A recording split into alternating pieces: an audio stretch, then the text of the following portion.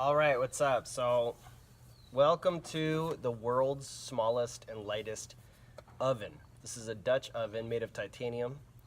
This is the Toaks 1 ounce, 4.5 inch frying pan. This is a 1500 millimeter frying pan, weighs approximately 1.3 ounces.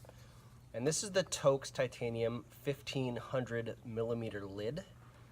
And it doesn't really fit onto the frying pan. As you can see, it doesn't really fit. But if you flip it upside down, it does fit.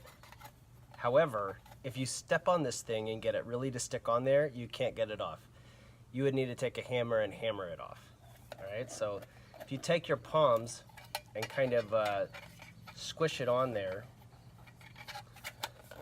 there we go. Okay, so if you take your palms and you squish it on there, it does stay on. All right, but if you were to step on this thing and squish it on all the way, you'd have to hammer it off. Okay.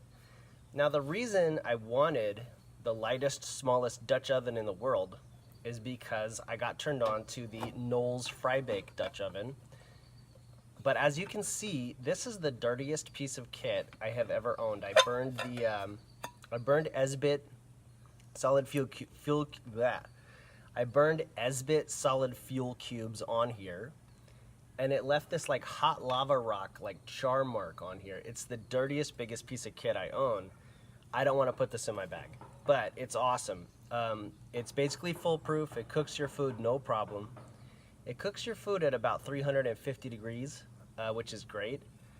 And the big issue, it's made of aluminum. Okay, it's like foolproof. This is a Dutch oven. This is intended to be a Dutch oven. It is a Dutch oven. It works incredibly well. If you're carrying a 55-liter lightweight pack, yeah, that's dedicated to camping. Yeah, you could bring this. Or if you're going to be car camping, but you want to cook on you want to cook with wood, you want to use wood fuel like a little campfire, you could bring this too. It cooks anything, pizzas, anything, cakes, birthday cakes, etc. This is for like family camping. But let's get rid of it. All right, so this is the same thing from Toaks, but it's titanium, and the whole entire kit weighs less than 2 ounces. All right, inside of here, I've got the 0.5 ounce Toaks fork, which I like a lot. You know, it's like really cool. Boom, love it. Got a credit card knife that I saw on antigravitygear.com. I really do like this too. This is like one of my first knives that I've ever bought, like in a long time. You know, I don't usually buy knives, and I bought this. I like it a lot. I got a nylon pot scraper here, and I've got the premium stretch lid for cold soaking. So it is possible to cold soak your rice and your pasta with this. This is the premium stretch lid to cold soak with it. Okay, it also kind of works as like a little plate. Say for instance, if you wanted to cook rice and you only had a limited amount of fuel, you put your rice in here with some water, put the lid on, cold soak it. That will reduce your cooking time drastically down to about 5 minutes. And then you could just dump your rice in here, okay? And then cook some meat in here, okay? So this is for cooking meat, okay? The big thing to understand about titanium, the difference between titanium and aluminum is that aluminum spreads the heat out really, really evenly. So when you light a fire on top of the Knowles Fry Bake, the bottom of the aluminum Dutch oven gets hot. That is not true with titanium. Titanium doesn't spread heat out very well. However, the Toaks 4.5 inch titanium frying pan spreads the heat out to about the diameter of the frying pan. So the whole entire frying pan, the whole entire surface does get hot because it's such a small space. So you're actually cooking at a much higher BTU with this small titanium pan than you are with a larger aluminum pan. So the larger aluminum pan cooks at about 350 degrees, and this is more like cooking at 475 degrees. So because you're cooking at a much higher BTU, you're running the risk of burning your food. One of the easiest ways to cook your food is to cook it in water. And so the lid, it's got these 3 little holes on there, which they're not big enough to allow ash into the Dutch oven. So you can fill this with water and cook it with your fire on top of the lid, and the ash can't really get into those little tiny holes. Or you can flip this thing over and let the grease from your meat drain out of those little holes, and cook your food on the bottom of the pan. So you can put the lid on the top or the bottom. You should be aware that ash does get caught in the lip around the bottom of the lid. You need to blow that out before you bust your food out.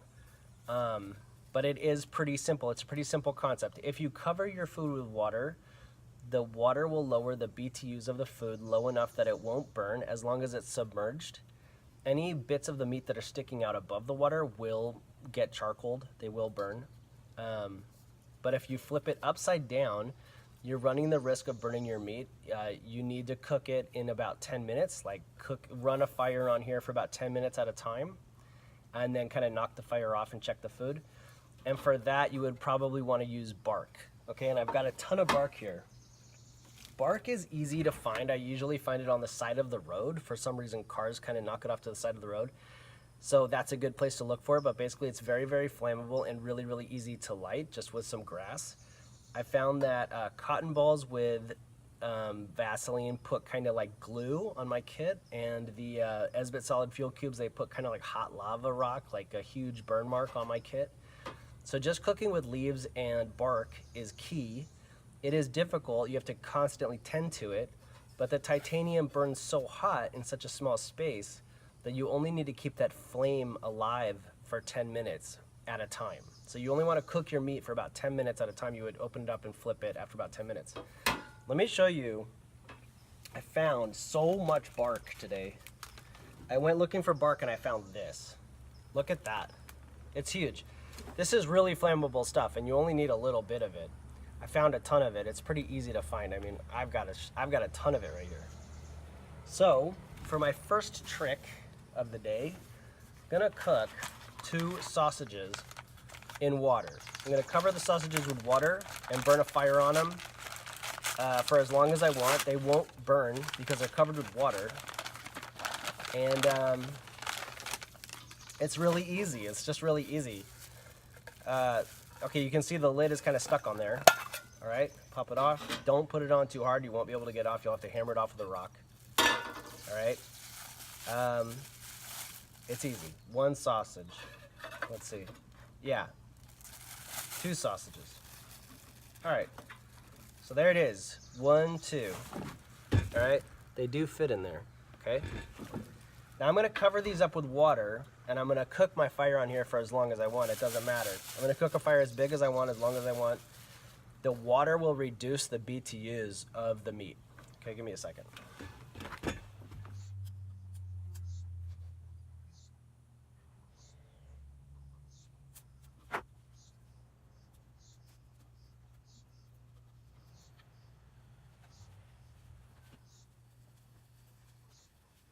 I'm gonna kick this off of here. I think this is a little undercooked because the water drastically lowers the BTUs of the heat. But as you can see, these little holes here, they're not really big enough to allow too much ash into my food. What happened was the sausages were a little bit too big for this little stove, and they lifted the lid up as they plumped up. And you can see that it kind of separated the lid from the pan. But there's water in there. And let me tell you, that water doesn't taste good. You need to dump the water out. You can use a bouillon cube to flavor your water, but otherwise your water is going to be pretty gross tasting. You're going to have to dump it. If you have bouillon cubes, yeah, you can drink the water because the water turns into soup, but it needs flavor. Just like fruit juice, you got to add sugar to fruit juice. If you want to drink your soup, you got to add bouillon to soup, you know? Water without bouillon is not soup. It's just gross tasting water. So just be aware of that. All right, I'm going to knock the lid off. Ooh. Bam. So yeah, it's a little, I wouldn't really call that overcooked, but you can see it's obviously not burned. This was touching the lid, so it's a little charred. But overall, yeah, see, I think this needs to be flipped. So as you can see, the water drastically lowered the BTUs. And it didn't, you know, because the heat doesn't get spread out across the titanium evenly. And so even though the top portion cooked quite well and didn't burn, the water prevented it from burning, the bottom side did not cook, more or less. So it needs to be flipped and cooked again. I probably could have cooked this for a shorter duration of time. Now, cooking it without water will cook it faster, but the risk of burning your food is a lot greater, you know? I mean, it probably will burn without water. So yeah, it's a little fussy, but let's just keep cooking it. I'm gonna cook it again and get that cooked. I'm gonna eat this, and that's it.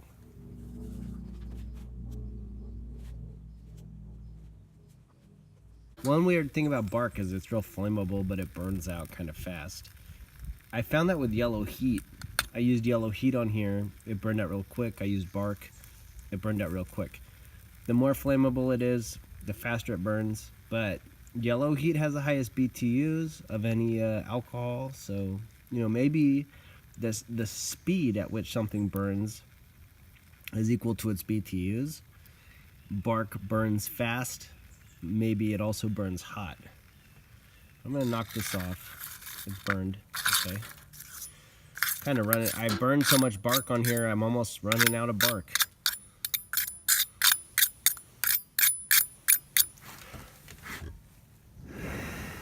Okay. All right, let's just let me see.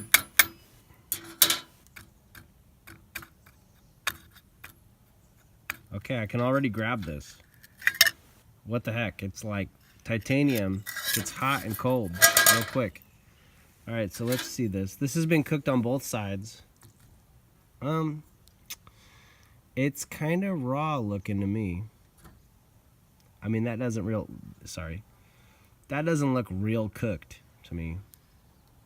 I think it's time to cook this without any water. But you can see the water in there. The water, I think it lowered the BTUs too low. Let's cook it for a little while without water. Look at that hairy tarantula mess right there, ready to burn.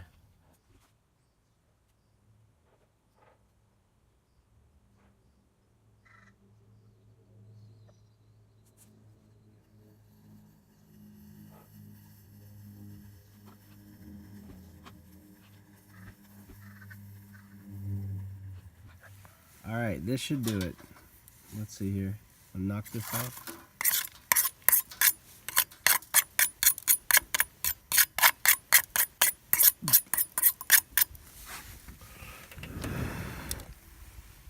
All right.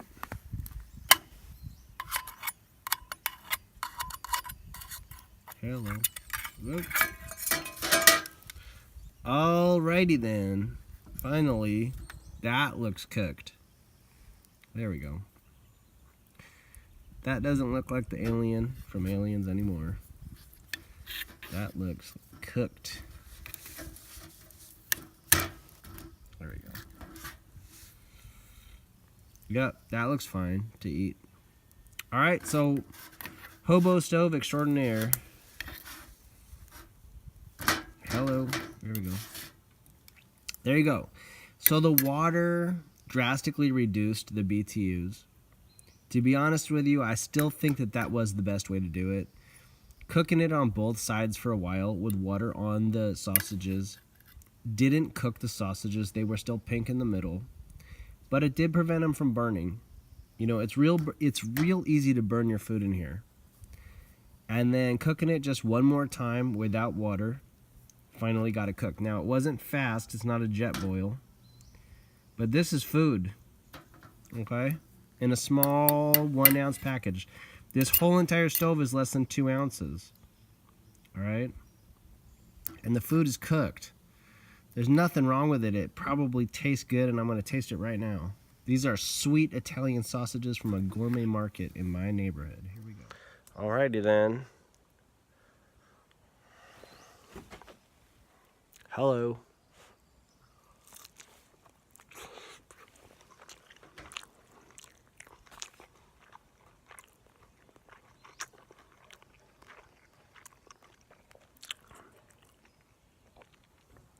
It's cooked.